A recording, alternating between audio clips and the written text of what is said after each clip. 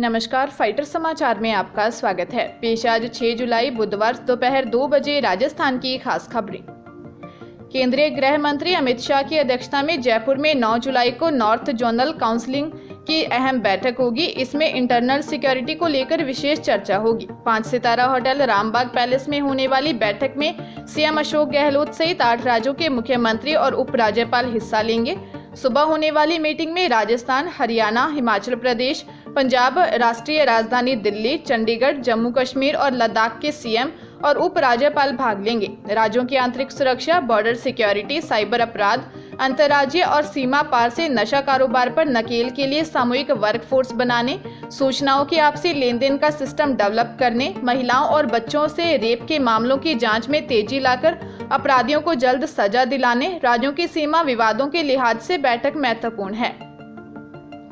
Honey trap का शिकार हुए चूरू जिले के सरदारशहर तहसील के गांव भाऊवाला के एक व्यक्ति ने सऊदी अरब में फंदे पर झूलकर सुसाइड कर लिया। मृतक को हरियाणा की एक युवती ने सोशल मीडिया के जरिए प्रेम जाल में फंसाया और उसके बाद अश्लील फोटो और वीडियो शेयर करने की धमकी देकर इतना टॉर्चर किया गया कि उसने मौत को गले लगा लिया। मृतक के परिजनों ने एसपी से न्याय की गुहार लगाई।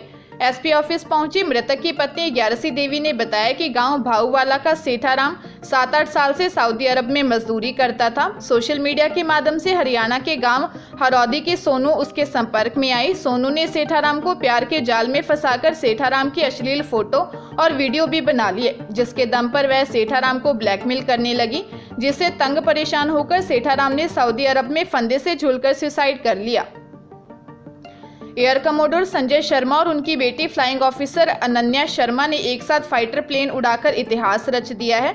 भारतीय वायुसेना के इतिहास में ऐसा पहली बार हुआ है जब पिता और बेटी ने एक साथ फाइटर प्लेन उड़ाई हो।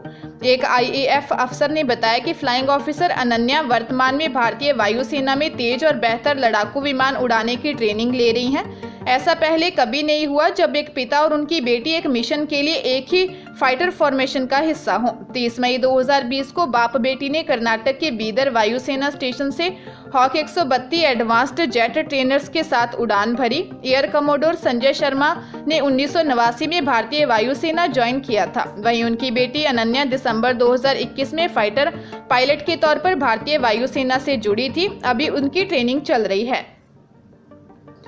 विधानसभा से उपनेता प्रतिपक्ष और चूरू विधायक राजेंद्र राठौर को धमकी देने के आरोपी को पुलिस ने गिरफ्तार कर लिया।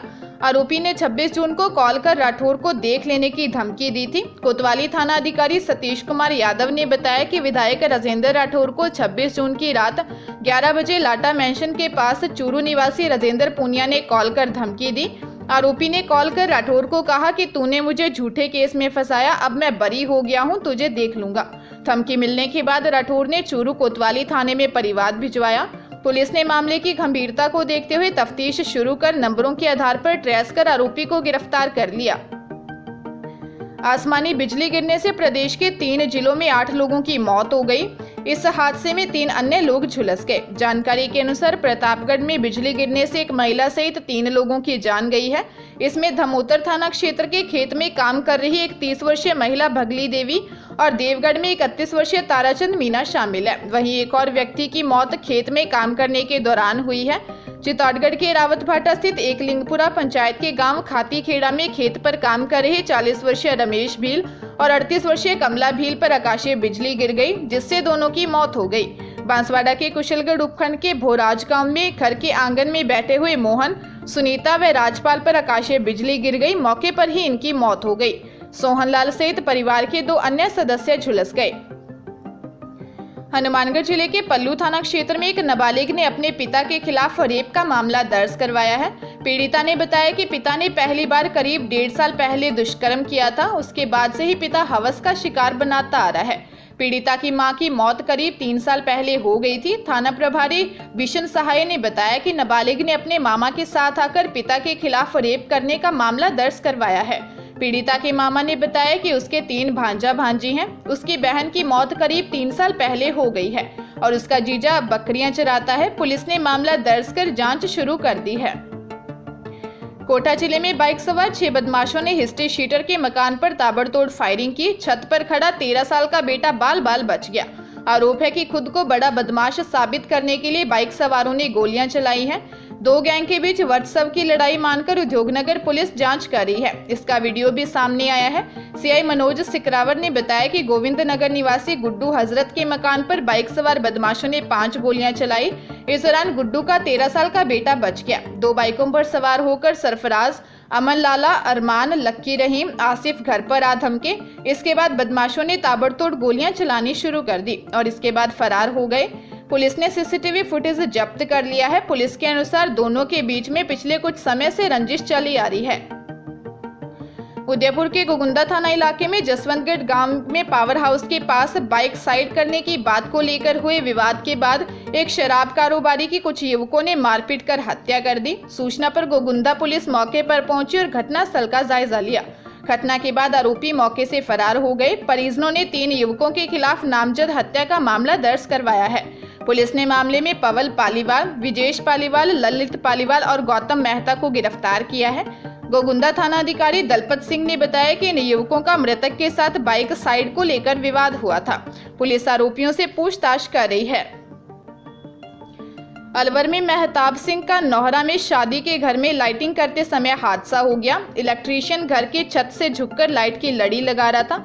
इस दौरान बैलेंस बिगड़ने से वह एक मंजिल से सिर के बल नीचे आ गिरा। उसकी मौके पर ही मौत हो गई। जानकारी के मुताबिक 25 वर्षीय मृतक नवीन सैनी इलेक्ट्रीशियन का काम करता था। महताब सिंह का नौहरा में एक शादी समारोह में लाइटिंग का काम नवीन देख रहा था। नवीन मकान की छत पर लाइट की लड़ी लगा रहा था। इस दौरान बैलेंस बिगड़ गया और वह नीचे आकर गिरा। इससे उसकी मौके पर ही मौत हो गई। नवीन अपने माँ पिता का इकलौता बेटा था। उसके 3 बहनें हैं। हादसे के बाद परिवार में कोहराम मच गया। बीकानेर जिले के नोखा बीकानेर रोड पर सड़क दुर्घटना में एक व्यक्ति की मौत हो गई। प्राप्त जानकारी के अनुसार बीकानेर हाईवे रोड बुधरों की ढाणी पेट्रोल पंप के पास एक ट्रेलर ट्रक ने रॉन्ग साइड में आकर बाइक सवार 2 युवकों को टक्कर मार दी, जिससे एक युवक की घटनास्थल पर ही मौत हो गई जबकि दूसरा घायल हो गया। जानकारी के अनुसार 23 वर्षीय मृतक कन्हैयालाल जाट सिनियाला गांव का निवासी था। उसके साथ बैठा मालाराम घायल हो गया। उसे बीकानेर रेफर किया गया। नोखा पुलिस कार्रवाई में जुटी हुई है।